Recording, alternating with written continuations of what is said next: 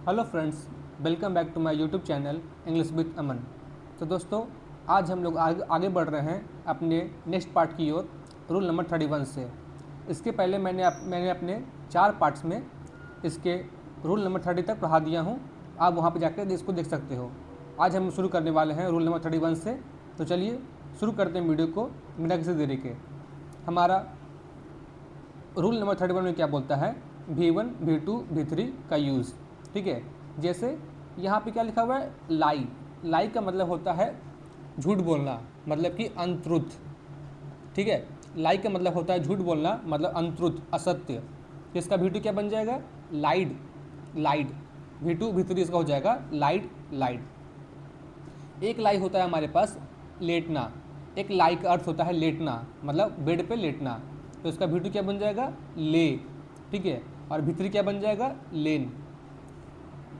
फिर से बोलता हूँ, एक लाई का अर्थ होता है झूठ बोलना और एक लाई का अर्थ होता है लेटना। ठीक है, जिसका अर्थ होता है झूठ बोलना उसका V2 बन जाएगा, V3 बन जाएगा लाइड, लाइड। और जिसका अर्थ होता है लेटना उसका V2 हो जाएगा ले और V3 हो जाएगा लेन। ठीक है, आगे बढ़ेंगे। अब है हमारे पास ले, LA बाई ले। ले का मतलब होता है रखना या न्यौछावर करना। ठीक है, LA बाई ले का मतलब होता है रखना या न्यौछावर करना।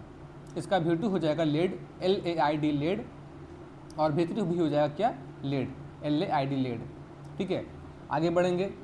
राइज। राइज का मतलब होता है उगना। ठीक है, जैसे the sun rises in the east. ठीक है, उसका V2 होता है रोज, V3 राइजन। ठीक है, और एक रेज होता है, रेज। ठीक ना, एक इस रेज का मतलब क्या होता है? इस रेज का मतलब होता है उठाना। तो इसका V2 क्या हो जाएगा? Raised, V3 raised. ठीक है, आगे बढ़ेंगे। फ्लाई का हो जाएगा फ्ल्यू, फ्लोन। फ्लाई क्या हो जाएगा? Flew, flown. फिर होता है हमारे पास फ्लो, मतलब कि बहना। फ्लो का मतलब होता है फ्लोड, फ्लोड। V2 V3 इसका। फ्लो का मतलब क्या होता है? बहना। इसका V2 V3 हो जाएगा फ्लोड, फ्लोड। ठीक है, आगे बढ़ेंगे। ओवरफ्लो का हो जाएगा ओवरफ्लोड, ओवरफ्लोड। ठीक है, हैंग। एक हैंग का मतलब होता है फांसी देना, मतलब कि उसको फांसी पर चढ़ाना, तख्ते पर चढ़ाना। ठीक है, अगर उसका अर्थ आया, उसका सेंस आया, तो वहाँ पे क्या हो जाएगा? V2 इसका हैंग्ड, V3 हैंग्ड। और एक अर्थ होता है हैंग का मतलब टांगना। ठीक है, एक हैंग होता है लटकना और एक हैंग होता है टांगना, मतलब कि किसी कपड़े को टांगना। तो उसका V2 हो जाएगा हंग और V3 क्या हो जाएगा? हंग। ठीक है, फिर से बोलता हूँ, इसमें ज़्यादा कन्फ्यूजन होती है सबको। हैंग का मतलब होता है, अगर हैंग का मतलब हुआ हमारे पास कि लटकना, ठीक है, फांसी पर लटकना, तो उसका V2 हो जाता है, V3 हो जाता है हैंग्ड, हैंग्ड। ठीक है, और एक हैंग का मतलब होता है टांगना, मतलब कि किसी कपड़े को टांगना। तो उसका V2 और V3 होता है क्या? हंग, हंग।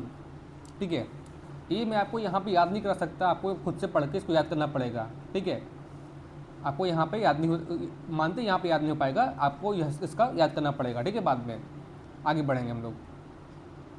आप लोग तब तक सुना है, लिख लो कॉपी पे, तो आपको याद करने में आसानी होगी। आगे बढ़ते हैं। बियर। बियर का मतलब होता है जन्म देना। ठीक है, एक बियर का मतलब होता है जन्म देना, जिसका V2 क्या बनता है? Bore, V3 born. ठीक है, और एक बियर का मतलब होता है सहन करना। बियर मतलब क्या हो जाएगा? सहन करना। क्या हो जाएगा V2 इसका? बोर, लेकिन V3 क्या बन जाएगा इसका? बॉर्न। ठीक है, BORN, बॉर्न हो जाएगा। ठीक है, आगे बढ़ेंगे। बोर। बोर का मतलब होता है आलस, उबाऊ। ठीक है, उब जाना। क्या हो जाएगा इसका? Board, board. फाइंड मतलब पाना, फाउंड, फाउंड। फाउंड मतलब क्या होता है? स्थापित करना। ठीक है, फाउंड मतलब होता है स्थापना करना, स्थापित करना। तो फाउंडेड, फाउंडेड। हाइड मतलब छिपाना, हिड, हिडन। बिगिन शुरू करना, बिगेन, बिगन। कम मतलब आना, come, came, come. Run, run, run, ran, run. Swim, swam, swum. Cast, cast, cast. ठीक है, ध्यान देना इस बात को। कास्ट वाला जो भी वर्ड रहेगा ना, उसका कास्ट, कास्ट, कास्ट ही बनता है, उसका कास्टेड कभी भी नहीं होता है। ठीक है, इसको कन्फ्यूजन सबको होता है ना, इसलिए क्या करते हैं एग्जामिनर, उसको इस लास्ट में ना ED लगा के दे देता है। तो हमें वहाँ फंसना नहीं है, वहाँ पे हमको ये सिर्फ जानना है कि कास्ट वाला वर्ड ऐसा होता है, चाहे कैसा भी कास्ट हो, ब्रॉडकास्ट हो, टेलीकास्ट हो, फोरकास्ट हो, सिर्फ कास्ट हो। ठीक है, वो क्या होता है? सिंपल सा कास्ट, कास्ट, कास्ट ही रहता है, उसका ED हम लोग नहीं बनाते हैं। चाहे V2 हो चाहे V3 हो, उसका आईडी हम लोग नहीं बनाते हैं, ठीक है। तो कास्ट कास्ट कास्ट, उसी तरह से broadcast broadcast broadcast, telecast telecast telecast, ठीक है। आगे बढ़ेंगे।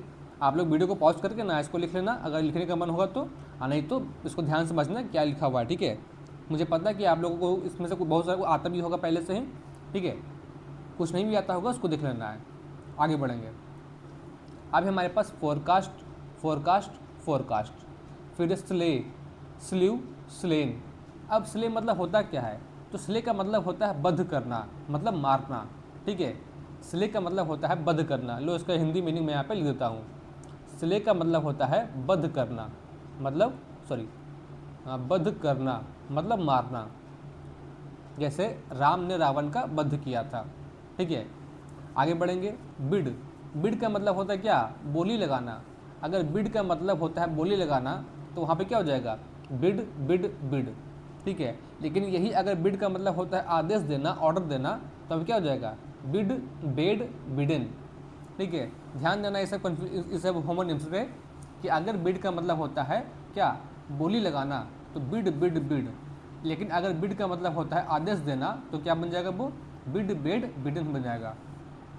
चलो आगे बढ़ेंगे।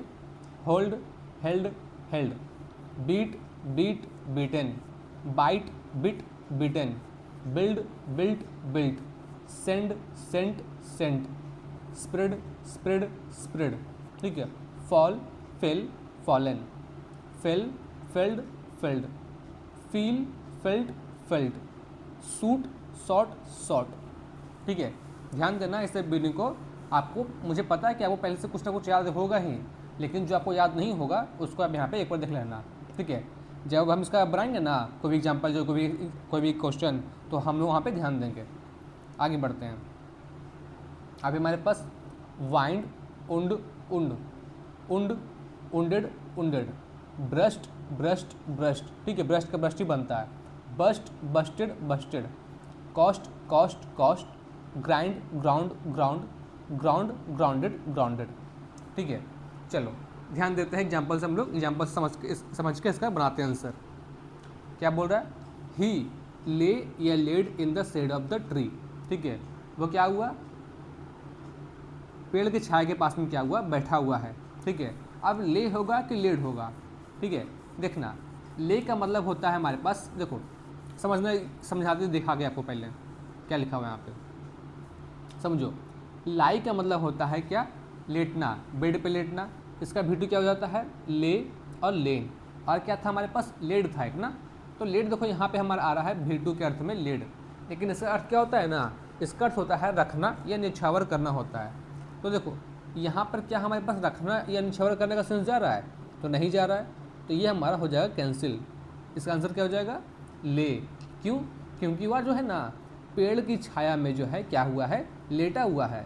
तो क्या करेंगे वहाँ पे हम लोग, ले करेंगे, LA बाई करेंगे, ले मतलब लेटना, ठीक है। आगे बढ़ेंगे। ही लाइड या फिर ही ले टू मी यस्टरडे। अब देखो, तो क्या वह जो है मुझे कल क्या हुआ था, लेट गया था, कि उसने मुझसे कल झूठ बोला था, तो झूठ बोला था यहाँ पे सेंस जा रहा है, तो क्या हो जाएगा, लाइड हो जाएगा। तो ले यहाँ पे कट गया, लाइड, लाइड मतलब क्या हो जाएगा, झूठ बोलने का सेंस में, ठीक है। आगे बढ़ेंगे। द हेंस हैव लेड या फिर लेन एग्स, ठीक है। मुर्गियों ने क्या किया, अंडा दिया, ठीक है। देने का अर्थ में जा रहा है, तो क्या इसमें जाएगा, लेड जाएगा, लेड, ठीक है। लेन नहीं, लेन मतलब होता है क्या, लेन मतलब होता है लेटना के सेंस में जाता है। लाई ले लेन के सेंस में जाता है, ठीक है। तो यहाँ पे क्या हो जाएगा, लेड हो जाएगा। लेड मतलब अंडे देना, निछावर करना, ठीक है, रखना, ये सब सेंस जाता है इसका। आगे बढ़ते हैं। ही ले या लेड द लैंग्वेज असाइड, ठीक है। देखो मैंने यहाँ पे ना बहुत सारे एग्जाम्पल यहाँ पे लिखे हैं, ठीक है। आप क्या करना है, इसको वीडियो को पॉज करके इसको देखना और समझना, खुद से इसको ट्राई करना बनाने का। अगर आपको नहीं बनेगा तो यहाँ देखो मैंने इसका आंसर भी यहाँ पे लिख दिया है, ठीक है। यहाँ पे इसका आंसर देख के आप लोग अपना चेक कर सकते हो कि क्या आपने सही बनाया या फिर गलती बनाया, ठीक है। मैं क्या करूँगा ना, हर वीडियो का हर पार्ट का, हर रोल नंबर का ज़्यादा नहीं, 1 से 2 3 क्वेश्चन को बताऊंगा, बाकी सब क्वेश्चन जो है आपके लिए होमवर्क छोड़ दूंगा ताकि आप उसको बनाओ खुद से, ठीक है। और खुद से बनाओ और खुद से उसको चेक करो कि क्या आपका सही है या फिर गलती है। अगर गलती है तो कहाँ पे गलती है वो देख लेना आप एक बार, ठीक है। चलो, ये जो है 9 क्वेश्चन जो है मैं आपके लिए छोड़ रहा हूँ। आपको खुद से यहाँ पे इसको बनाना है बिना आंसर देखे, और उसके बाद उसको हमें चेक करना है कि आपका आंसर सही है या गलती है, ठीक है। तभी आप इसको सीख पाओगे। चलो आगे बढ़ते हैं हम लोग इसको। ये भी है 15 क्वेश्चन तक, ठीक है। आगे बढ़ेंगे। देखो यहाँ पे क्या लिखा हुआ है नोट के बारे में, ध्यान देना। कुछ वर्ड जो ऐसे होते हैं ना, होमोनिम्स, जो सुनने में एक जैसा लगते हैं, लेकिन क्या होता है ना, उनमें से कुछ वर्ड ऐसा होता है जो नाउन होता है, कुछ वर्ड ऐसा होता है जो वर्ब होता है, ठीक है। तो देखो, जैसे यहाँ पे हम लोग डिफ्रेंशिएट करते हैं एडवाइस से। एडवाइस, इसमें CE लगा हुआ है ना, एडवाइस। अगर वो CE लगा हुआ है तो उसे क्या बोलेंगे, वो एक नाउन है, ठीक है। अगर यही एडवाइस में हम क्या लगाते हैं, SE से लगाते हैं, तो वो क्या होता है, वर्ब होता है, ठीक है। कुछ वर्ड्स ऐसे होते हैं जो नाउन होते हैं या फिर वर्ब होते हैं, वो आपको कंफ्यूज कर देगा, ठीक है। तो आपको यहाँ पर से इसको वीडियो को पॉज करके इस सारों को लिख लो, 6 क्वेश्चन को, 6 वर्ड को आपको इसको याद कर लेना, ठीक है। मैं बता रहा हूँ यहाँ पे कि एडवाइस में अगर CE लगा हुआ हो तो वो नाउन होता है, और SE लगा हुआ हो तो वो वर्ब होता है, ठीक है। सिमिलरली प्रैक्टिस में भी अगर हमारा CE लगा हुआ हो, प्रैक्टिस PRACTIC प्रैक्टिस लगा हो, तो वो क्या होता है, नाउन होता है। और यही प्रैक्टिस हमारा SE शुरू हुआ हो तो क्या होता है, वर्ब होता है, ठीक है। सिमिलरली लाइसेंस में वैसा काम करेगा, CE है तो नाउन है, SE है तो वर्ब है लाइसेंस में भी, ठीक है। आगे बढ़ेंगे यहाँ से हमारा मोस्ट इंपॉर्टेंट मीनिंग आता है इफेक्ट, ठीक है। जो SSC जो है ना बार बार इसको पूछता है, इफेक्ट और अफेक्ट हमेशा कंफ्यूज ही करता है। तो ध्यान देना, अगर इफेक्ट हमारा ई से शुरू हुआ हो, वॉवेल से शुरू हुआ हो, तो क्या होता है, वो नाउन होता है। वॉवेल ऐसा भी तो दोनों ही होता है, लेकिन क्या बोल रहे हैं यहाँ पे कि ई से शुरू होता हो तो क्या होता है, वो नाउन होता है। और यही हमारा इफेक्ट जो है ए से शुरू होता हो, अफेक्ट होता हो, तो क्या होता है, वो वर्ब होता है, ठीक है। चलो आगे बढ़ते हैं। कंप्लेंट क्या होता है, नाउन होता है। और रिवेंज क्या होता है, नाउन भी होता है, वर्ब भी होता है, ठीक है। अवेंज मतलब होता है घृणा करना, वो वर्ब होता है। लेकिन रिवेंज क्या होता है, नाउन भी होता है, वर्ब भी होता है। रिवेंज मतलब बदला लेना, ठीक है। ध्यान दो, यहाँ पे कुछ वर्ड लिखा हुआ है यहाँ पे कि when revenge acts a verb it will take reflexive pronoun, ठीक है। अगर रिवेंज जो है ना किस रूप में काम करे, वर्ब के रूप में काम करे, तो वहाँ पे ज़रूरी है कि वहाँ पे क्या आएगा, एक रिफ्लेक्सिव प्रोनाउन आएगा। अब ये रिफ्लेक्सिव प्रोनाउन होता क्या है, तो मैं आपको थोड़ा सा बताता हूँ कि वो रिफ्लेक्सिव प्रोनाउन क्या होता है। जैसे myself, herself, itself, themselves, ourselves, ये सब क्या होते हैं, रिफ्लेक्सिव प्रोनाउन होते हैं, ठीक है। तो आपको एक आइडिया हो गया होगा कि जहाँ पर भी आपका रिवेंज वर्ड दिख जाए जिस भी सेंटेंस में, तो आपको ट्राई करना है अगर वो वर्ब के रूप में काम कर रहा हो, कौन, रिवेंज, ठीक है। अगर रिवेंज कहीं पे दिख जाए और वो वर्ब के रूप में काम कर रहा हो, तो इसकी गारंटी है कि वहाँ पे क्या आएगा, एक रिफ्लेक्सिव प्रोनाउन आएगा। जैसे माई सेल्फ आएगा, माई सेल्फ, हर सेल्फ, जितना भी होता है, आवर सेल्फ, देम सेल्फ, जितना भी होता है, वो सब रिफ्लेक्सिव प्रोनाउन वहाँ पे आएगा, ठीक है। कब, जब अगर revenge acts as a verb, ठीक है। चलो आगे बढ़ते हैं, कुछ एग्जाम्पल समझते हैं, और कुछ एग्जाम्पल मैं आपके लिए होमवर्क के रूप में छोड़ देता हूँ ताकि आप वो खुद से करो और उसको समझो, ठीक है। मैं चाहता हूँ कि ना वीडियो जो है ना कम से कम टाइम में ही आपको अच्छा से अच्छा बेनिफिट दे, ठीक है। कम टाइम में ज़्यादा बेनिफिट आपको दे, ठीक है। चलो ज़्यादा नहीं, मैं इस 4 को बताऊँगा, बाकी सब जितना भी हैं 5-6 वो आपके लिए हो गए, ठीक है। चलो मैं 3 ही बताऊँगा, 3 आपके लिए रहेंगे, ठीक है। चलो देखते हैं। He lied on the grass for hours enjoying the cool breeze, no error. देखो, he lied on the grass. अब देखो मैंने क्या बताया था, लाई मतलब होता है झूठ बोलना, LIE लाई मतलब होता है झूठ बोलना, ठीक है। तो यहाँ पर झूठ बोलने का सेंस जा रहा है कि वो ग्रास में झूठ बोल रहा है, तो नहीं।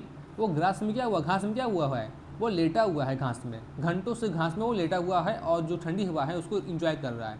तो यहाँ पर लाइट का नहीं हो जाएगा, यहाँ पर क्या हो जाएगा, ले हो जाएगा, लाई, ले, लेन, ठीक है। इसका बनता है हमारा लाई, ले और लेन बनता है, ठीक है।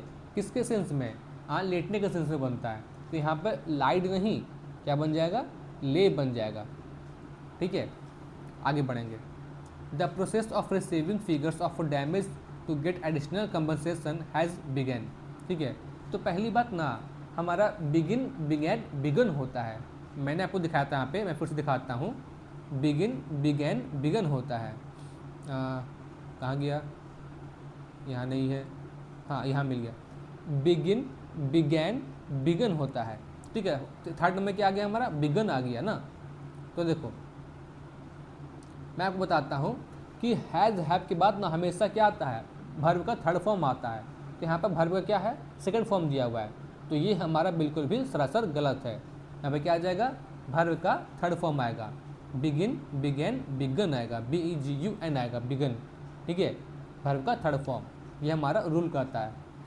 चलो आगे बढ़ेंगे। The assassin was convicted and ordered to be hung last month। ठीक है, अब देखो यहाँ पे क्या है ना कि हत्यारे को क्या किया गया है, लास्ट मंथ जो है उसको दोषी ठहराया गया है, और ये ऑर्डर किया गया है ना कि उसको क्या किया जाएगा, उसको फांसी पर लटकाया जाएगा। ठीक है, तो अगर फांसी पर लटकना होता है, हैंग मतलब, तो हम क्या करते हैं, हैंग्ड कहते हैं, HANGED लगाते हैं। ठीक है, तो यहाँ पे है ना हंग नहीं होगा, हंग मतलब हो गया टांगना। ठीक है, यहाँ पे क्या हो जाएगा, हैंग हो जाएगा। ठीक है, चलो अब ये 4 नंबर, 5 नंबर, 6 नंबर वो खुद से करना, खुद से समझना, वीडियो को पॉज करके। ठीक है, फिर हम आगे बढ़ेंगे, रूल नंबर 32 की ओर चलेंगे। ठीक है, जब सेंटेंस में दो अलग अलग सब्जेक्ट आ गए और एक सिंगुलर और एक दूसरा प्लूरल हो, तो दोनों के लिए अलग अलग ऑक्सिलरी वर्ब का अथी लगता है। ठीक है, पर दोनों एक जैसा मतलब हो, तो दोनों सिंगुलर या प्लूरल हो जाए तो भी ऑक्सिलरी वर्ब लगा सकते हैं। ठीक है, जैसे मैं क्या बताना चाहता हूँ, यहाँ पे आप एग्जाम्पल समझ लो। ठीक है, देखो मैं बताता हूँ क्या होता है ना, कभी कभी ना कोई भी एक ही सेंटेंस में दो वर्ड होते हैं जो कोई ना कोई कंपाउंड नाउन से जुड़े होते हैं। जैसे एंड से यहाँ पर जुड़ा हुआ कोई वर्ड है। ठीक है, और क्या है ना कि एंड के पहले कोई वर्ड आता है जो सिंगुलर हो, और एंड के बाद कोई वर्ड आता है जो प्लूरल हो, मतलब कि वैसे वर्षा हो। ठीक है, मतलब कि ना एंड के पहले कोई सिंगुलर या प्लूरल हो और एंड के बाद दूसरा कोई सिंगुलर या प्लूरल हो। ठीक है, तो मेरे कहने का मतलब यहाँ पे ये है कि एंड के पहले अगर कोई सिंगुलर हो या प्लूरल हो तो उसका वर्ब जो है उसके अकॉर्डिंग होगा, और एंड के बाद जो सिंगुलर या प्लूरल हो तो उसका वर्ब जो है उसके अकॉर्डिंग होगा। मतलब कि अगर हम चाहें तो दोनों के लिए अलग अलग वर्ब का यूज़ हम कर सकते हैं। ठीक है, लेकिन यही हम कहना चाह रहे हैं कि अगर एंड के पहले भी सेम हो और एंड के बाद भी सेम हो, जैसे एंड के पहले भी हमारा सिंगुलर हो और एंड के बाद भी सिंगुलर हो, तो हमारा वर्ब जो है ना किसी भी एक के साथ लास्ट में लग जाएगा, लास्ट वाले नॉन में लग जाएगा। ठीक है, चलो एग्जाम्पल देखते हैं। 2 were killed and 1 injured। ठीक है, 2 were killed and 1 injured। देखो यहाँ पे इसने ना वर्ब का यूज़ नहीं किया है, ऑक्सिलरी वर्ब का यूज़ नहीं किया है, तो इसका मतलब ना ये माना जाएगा कि यहाँ पे जो है क्या है, बेयर ही इसका क्या हो जाएगा, वर्ब हो जाएगा, जो कि सरासर गलती है, क्योंकि 1 क्या होता है, सिंगुलर होता है, तो 1 के साथ क्या लाना चाहिए, वाज आना चाहिए। ठीक है, तो हम लोग क्या करेंगे यहाँ पे ना 1 के साथ भी एक ना एक ऑक्सिलरी वर्ब का यूज करेंगे, जो क्या आएगा, वो वाज आएगा। ठीक है, 2 were killed and 1 was injured। यहाँ पे एक आंसर भी लिखा हुआ है हमारे पास कि एड was कब, आफ्टर 1। ठीक है, 2 were killed and 1 was injured। चलो आगे देखेंगे। 1 was killed, बिल्कुल बढ़िया, लेकिन यहाँ पे क्या है ना 2 injured, तो यहाँ पर 2 injured नहीं होगा, क्या हो जाएगा, 2 were injured। ठीक है, 2 were injured हो जाएगा। इसी तरह से आगे बढ़ेंगे। He has and he will help the poor. अब देखो बिल के बाद तो V1 आता ही आता है, लेकिन हमारे पास ना हैज़ के बाद V3 आता है, तो V3 कहाँ है, नहीं है, तो अभी क्या लग जाएगा, V3 लगेगा, हेल्प लग जाएगा। He has helped and will help the poor. ठीक है, चलो लास्ट एक और देख लेते हैं। His assistants have and are still doing great jobs. ठीक है, मैंने आपको पहले ही बताया था कि आर के बाद जो है V4 आता है, तो यहाँ पर तो V4 लग गया इसके लिए, आर के लिए। लेकिन हैव का क्या, हैव के साथ में तो कोई ना कोई आना चाहिए, और हैव के साथ हमेशा जो है क्या आता है, वर्ब का थर्ड फॉर्म आता है। थर्ड फॉर्म कहाँ है, नहीं है, तो क्या करेंगे यहाँ पे, वर्ब का थर्ड फॉर्म लगाएंगे। तो कौन सा वर्ब होगा, तो जो डूइंग है ना यहाँ पर लगा हुआ, डूइंग का ही थर्ड फॉर्म होना चाहिए, वो क्या होता है, डन होता है। ठीक है, डन होता है ये सब। His assistants have done and are still doing great jobs। ठीक है, चलो आगे बढ़ेंगे। रूल नंबर 33, ठीक है। देखो ये सब ना कोई उतना हार्ड रूल नहीं है, इसलिए मैं इसको एक ही पेज में ख़त्म करके आगे बढ़ रहा हूँ, ठीक है। ये सब उतना कोई हार्ड नहीं है, अगर कोई हार्ड आता भी है तो मैं इसका क्या करूँगा, अच्छा सा एग्जाम्पल देकर समझाऊँगा उसको और आगे बढ़ूँगा, ठीक है। और हाँ दोस्तों, आगे बढ़ने से पहले अगर आप जो है इसका PPT चाहते हो, इसका पूरा PDF चाहते हो, तो आप जो है मेरे टेलीग्राम चैनल से ज्वाइन कर लेना। मैं अपना उसका लिंक जो है अपने डिस्क्रिप्शन बॉक्स में दे दूँगा, वहाँ से ज्वाइन करके इसको PDF को पा सकते हो, ठीक है। चलो, और कमेंट कर देना कि PDF, ठीक है। मैं PDF कमेंट कर देना, मैं वहाँ अपने टेलीग्राम चैनल पे इसको अपलोड कर दूँगा, वहाँ से आप इसको ले लेना, ठीक है। चलो आगे बढ़ते हैं, रूल नंबर 33 में चलते हैं। क्या है? Questions based on a static and action verb. A static verb it always takes adjective. Static verb जो है, a static verb is one use to describe a state और सिचुएशन। देखो हमारा जो होता है ना वर्ब जो होता है वो दो तरह का होता है, एक होता है स्टैटिक वर्ब, एक होता है एक्शन वर्ब। मतलब कि ना अगर कोई व्यक्ति काम कर रहा है, मतलब किसी चीज़ में मूवमेंट हुआ है, तो वो क्या होता है, एक्शन होता है। और अगर कोई काम में मूवमेंट नहीं हुआ है तो उसमें क्या होता है, स्टैटिक होता है। जैसे जैसे होता है ओपिनियन या बिलीव, मतलब कि believe, know, think, support, disagree. जैसे नो एक वर्ड है, ठीक है। आप लोगों को पता है कि नो जो है, जानना जो है, एक वर्ड है, एक भर्ब है, ये भी पता है। क्योंकि भर्ब क्या होता है ना, जिसके लास्ट में ना लग जाए तो वो भर्ब होता है। नो मतलब जानना, तो जानना क्या है, एक भर्ब है, आपको पता है। लेकिन जानना जो है ना एक स्टडी भर्ब है। कैसे भर्ब है, स्टडी है? क्योंकि ना इससे क्या होता है ना, कोई भी मूवमेंट नहीं हमें दिखाई दे रहा है। देखो जैसे कि मैं तुम्हें जानता हूँ, तो क्या इसमें कोई मूवमेंट है? कोई भी मूवमेंट नहीं है। मैं सोचता हूँ, आई थिंक, तो क्या इसमें कोई मूवमेंट है? नहीं मूवमेंट है। तो जहाँ भी मूवमेंट नहीं आता हो तो वो क्या होता है, वो हमारा स्टडी वर्ब होता है, ठीक है। इसी तरह से हमारा आगे भी है इमोशन, जैसे love, hate, like, need, want, wish, desire, fear, ये सब क्या है, स्टैटिक वर्ब है। जैसे आई नीड यू, मुझे तुम्हारी ज़रूरत है, तो क्या मुझे यहाँ पे कोई मूवमेंट दिखाई दे रहा है? नहीं दिखाई दे रहा है, ठीक है। तो ये सब क्या होते हैं, स्टैटिक वर्ब होते हैं। इसी तरह से होता है सेंसेस में, जैसे look, see, appear, taste, sound, hear, feel, seen, smell, ठीक है। एंड पोजेसन, जैसे have, own, possesses, belong, control. Last condition, जैसे weigh, lack, involve, resemble, include, ये सब क्या होते हैं, स्टैटिक वर्ब होते हैं, ठीक है। जैसे मैं यहाँ पे एक वर्ड लेता हूँ रिसेंबल, ठीक है। रिसेंबल का मतलब होता है एक जैसा दिखना। जैसे कोई बच्चा जो है अपने पेरेंट्स, माता या पिता के जैसा वो दिखता है, तो क्या इसमें कोई मूवमेंट हो रहा है? नहीं हो रहा है। तो क्या होता है, वो एक स्टैटिक वर्ब होता है, रिसेंबल, ठीक है। और जहाँ भी हमारा मूवमेंट दिखाई दे दिया वो क्या होता है, एक्शन वर्ब होता है। जैसे खाना, पीना, उठना, बैठना, दौड़ना, कुछ भी क्या होता है, वो मूवमेंट होता है। जैसे अगर कोई व्यक्ति बैठ भी रहा है ना, तो उसमें भी मूवमेंट है, तो वो क्या होता है, वो एक्शन वर्ब होता है। अगर कोई व्यक्ति बात कर रहा है, मुंह चला रहा है, तो उसमें भी क्या होता है, मूवमेंट होता है, तो वो भी क्या है, वो एक एक्शन वर्ब है, ठीक है। जैसे एग्जाम्पल हम समझते हैं, जैसे run, walk, jump, talk, sing, speak, eat, drink, cry, skip, pull, push, fetch, give, make, bake, try, bring, teach, study, ये सब, ठीक है। आप लोग खुद से पॉज करके पढ़ लेना एक बार क्या क्या होते हैं, ठीक है। चलो अब हम चलते हैं एग्जाम्पल में समझते हैं, ठीक है। यहाँ पर नॉर्मल एग्जाम्पल दिया हुआ है, मैं कुछ ही को बताऊंगा, 3 ही को बताऊंगा, बाकी सब क्या करना, वीडियो को पॉज करके इसको पूरा पढ़ लेना, समझना, और जहाँ भी समझ में ना आए कमेंट करना, मैं उसका रिप्लाई जो है कमेंट में ही दे दूँगा, ठीक है। मैं चाहता हूँ कि सिर्फ आपका जो है इस वीडियो से ना टाइम वेस्ट ना हो, ठीक है। आप कम से कम टाइम में ज़्यादा से ज़्यादा आउटपुट प्राप्त कर सको, ठीक है। चलो देखते हैं, हमारा एग्जाम्पल नंबर 1 है द वर्ड्स सैंग स्वीट या स्वीटली, ठीक है। अब देखो यहाँ पे हमें देखना है ना कि स्वीट होगा स्वीटली होगा। उससे पहले आप ये जान लो, थोड़ा सा यहाँ पे इसको और एक्सप्लेन मैं कर देता हूँ कि ना जहाँ भी स्टैटिक वर्ब है वो क्या, हम वहाँ पे क्या आता है, एडजेक्टिव आता है। स्टैटिक वर्ब के बाद हमेशा क्या आता है, एडजेक्टिव आता है। और जहाँ भी एक्शन वर्ब है वहाँ पे क्या आता है, एडवर्ब आता है। एक्शन वर्ब के बाद हमेशा क्या आएगा, एडवर्ब आएगा, ठीक है। अब देखो जैसे कि मैंने बताया था कि गाना में क्या हो रहा है, मुँह चल रहा है, वो मतलब मूवमेंट हो रहा है, ठीक है, तो वह क्या आएगा, एक एक्शन वर्ब है, ठीक है। और एक्शन वर्ब हमेशा क्या लेता है, तो एक्शन वर्ब हमेशा एडवर्ब लेता है। यहाँ पे आप लोग देख सकते हो कि एक्शन वर्ब क्या लेता है, एडवर्ब लेता है। तो अब जाहिर सी बात है, स्वीट जो है एडजेक्टिव है, स्वीटली क्या है, एडवर्ब है, तो क्या हो जाएगा, स्वीटली हो जाएगा, ना कि स्वीट, ठीक है। ही वॉज स्माइलिंग, या फिर sorry, he was smiling sweet या स्वीटली एट मी, ठीक है। स्माइलिंग है, मूवमेंट हो रहा है, स्माइल क्या होती है, फैलती है, मतलब मूवमेंट हो रहा है, ठीक है। मूवमेंट हो रहा है मतलब एक्शन वर्ब है, और एक्शन वर्ब है तो इसका मतलब क्या हो जाएगा, वहाँ पे हमारा ये लग जाएगा, क्या लग जाएगा, एडवर्ब लग जाएगा, ठीक है।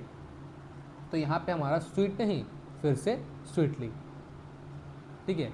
एक और बताता हूँ last, the food tested sweet या स्वीटली। अब देखो, अगर मैं क्या करता हूँ, खाने को टेस्ट करता हूँ, ठीक है, अगर वो स्वादिष्ट है तो क्या ऐसा मूवमेंट हो रहा है, नहीं हो रहा है मूवमेंट। मैंने क्या किया, खाना को उससे मुंह में रख लिया, उससे हमको टेस्ट पर उसका पता चला, ठीक है। तो इसमें कोई मूवमेंट नहीं हो रहा है, ये ऐसा एग्जाम्पल हमारा ऐसा कहता है, ठीक है, हमारा ग्रामर कहता है कि उसमें कोई मूवमेंट नहीं हो रहा है, मैं नहीं कर रहा हूँ, तो मूवमेंट नहीं हो रहा है तो वो क्या है, वो एक स्टेटिव वर्ब है, ठीक है। और stative verb always takes adjective, तो ये स्वीटली क्या होती है, एडवर्ब होती है, तो यहाँ पे ये गलत हो गया, क्या हो जाएगा, स्वीट हो जाएगा, ठीक है। चलो, बाकी का वर्ड जो है आप लोग खुद से वीडियो को पॉज करके देख लेना और इसको खुद से समझ लेना, चाहे भी समझ में न आए तो कमेंट करना, मैं उसको वहाँ पर बता दूँगा, ठीक है। आगे बढ़ेंगे, यहाँ सब ये भी सब सेम ही है, ठीक है। चल देखते हैं, नोट से देखते हैं क्या बोल रहा है, the flower smell so sweetly that I want to pluck them, ठीक है। अब देखो, सो के बाद हमेशा ना एडजेक्टिव आता है, वो किस फॉर्म में, सिंपल फॉर्म में, फर्स्ट फॉर्म में, ठीक है। मैं बता रहा हूँ आपको यहाँ पे कि सो के बाद क्या आता है, सिंपल फॉर्म में एडजेक्टिव आता है, तो यहाँ पर सो स्वीटली नहीं होगा, क्या होगा, सो स्वीट हो जाएगा, ठीक है। क्या हो जाएगा, सो स्वीट हो जाएगा, ऑप्शन नंबर सी हमारा सही होगा। आगे बढ़ेंगे,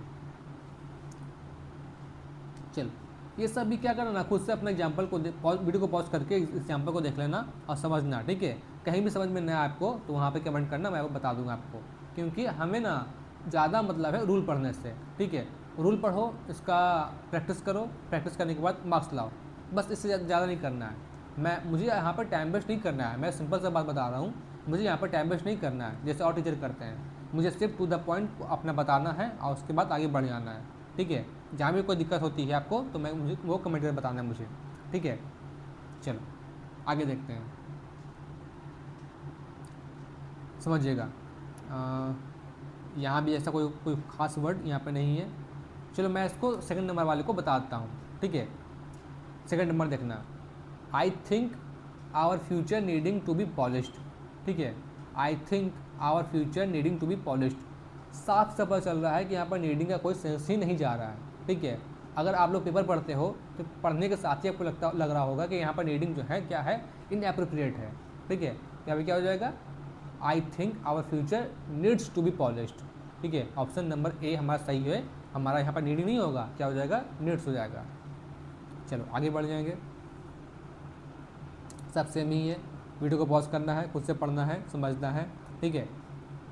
चलो आगे देखते हैं, अब है हमारे पास हमारा रूल नंबर 34, ठीक है, जिसमें क्या पढ़ना है, हमें पढ़ना है केसेस ऑफ पर्सनल प्रोनाउन, मतलब पर्सनल प्रोनाउन में क्या क्या केस होते हैं वो सब पढ़ना है। तो जान लो, सबसे पहले हमारा होता है नॉमिनेटिव केस। क्या होता है, नॉमिनेटिव केस, जिसको हम लोग ना सब्जेक्टिव केस भी कहते हैं, ठीक है। फिर हमारा होता है ऑब्जेक्टिव केस, ठीक है। फिर हमारा होता है पॉजेसिव एडजेक्टिव, फिर होता है पॉजेसिव प्रोनाउन, और ये दोनों जो है ना हमारा किस में आता है, पॉजेसिव केस में आता है, ठीक है। पॉजेसिव केस में आता है ये दोनों, पॉजेसिव एडजेक्टिव भी और पॉजेसिव प्रोनाउन भी। तो देखो, आपको इतना बेसिक तो पता ही होगा कि फर्स्ट पर्सन क्या होता है, सेकंड पर्सन क्या होता है, थर्ड पर्सन क्या होता है। अगर नहीं पता है आपको तो कोई बात नहीं, मैं यहाँ फिर से बता रहा हूँ कि फर्स्ट पर्सन में क्या आता है, हमारा आई और बी आता है फर्स्ट पर्सन में, ठीक है। उनका ऑब्जेक्टिव केस क्या बन जाएगा, मी, आई, मी। पॉजेसिव एडजेक्टिव क्या बन जाएगा, माई, और प्रोनाउन क्या बन जाएगा, माइन, ठीक है। आई, मी, माइन, मी। उसी तरह से बी का बन जाएगा बी, अस, आवर, अरस, ठीक है। थर्ड नंबर यू का बन जाएगा you, you, your, yours. He, him, his, his. She, her, her, hers. It, it, its, क्रॉस, दे, देम, देयर, देयर्स। ठीक है, ये सब क्या होता है ना, इसका फॉर्म चलता है, इसका रूप चलता है। जैसे आई का क्या बनता है, आई का ना 4 तरह से हम लोग इसका यूज़ कर सकते हैं। जैसे आई का हम लोग यूज़ करते हैं नॉमिनेटिव केस में आई, ऑब्जेक्टिव केस में करते हैं मी, पॉजिटिव एडिटिव में करते हैं माई, और पॉजिटिव प्रोनाउन में करते हैं माइन के रूप में। ठीक है, आई होप आपको समझ में आ रहा होगा अच्छे से। आगे बढ़ेंगे। Use of personal pronoun. ठीक है, इफ़ 2 और more pronouns are joined by and या फिर और, this would be in the same case. ठीक है, मतलब कि ना अगर हम लोग क्या करते हैं, 2 प्रोनाउन को आपस में जोड़ते हैं। प्रोनाउन मतलब बोले तो जैसे हमारा होता है you, I, me, he, C, it, दे, ये सब क्या होता है, प्रोनाउन होता है। ठीक है, अगर हम लोग क्या करते हैं, 2 प्रोनाउन को ना एंड से या फिर और से जोड़ते हैं ना, तो इसकी गारंटी होनी चाहिए कि बात जो है ना दोनों तरफ जो होगा वो सेम केस में होगा।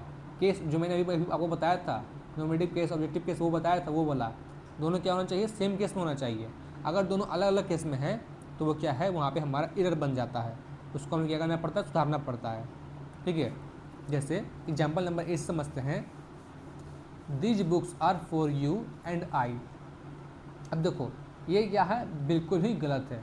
कैसे गलती है, क्योंकि जो है ये पार्ट जो है ना हमारा लास्ट में लिखा हुआ है, सेंटेंस के लास्ट में है, तो क्या होना चाहिए, ये हमारा ऑब्जेक्टिव होना चाहिए। ठीक है, और ऑब्जेक्टिव केस में क्या होता है, हमारा आई नहीं होता है, क्या होता है, मी होता है। क्या होता है, मी। तो यहाँ पे रिप्लेस करना है आई को किससे, मी से। ठीक है, तब क्या बन जाएगा, ये हमारा बिल्कुल भी सही बन जाएगा। इसी तरह से you and I will do the work, ये बिल्कुल भी सही है। क्यों सही है, क्योंकि यहाँ पे ना आई जो है ना हमारा वो आगे है, यू एंड आई आगे है, मतलब सब्जेक्ट के रूप में यूज़ कर रहा है यहाँ पे। तो यू भी क्या होता है, सब्जेक्ट होता है, और आई भी क्या होता है, सब्जेक्टिव केस में होता है। ठीक है, 3rd नंबर, राम और my self will do the work. ठीक है, मैंने आपको पहले बताया था ना कि अगर एंड से जुड़ा हो और से जुड़ा हो तो दोनों को हम क्या करते हैं ना, सेम केस में रखते हैं। तो राम क्या है ना, राम हमारा 3rd पर्सन है, जैसे नहीं बोलते हैं ही, सी, इट, दे और कोई सिंगुलर नाम। ठीक है, वो क्या है, हमारा 3rd पर्सन में ही आता है।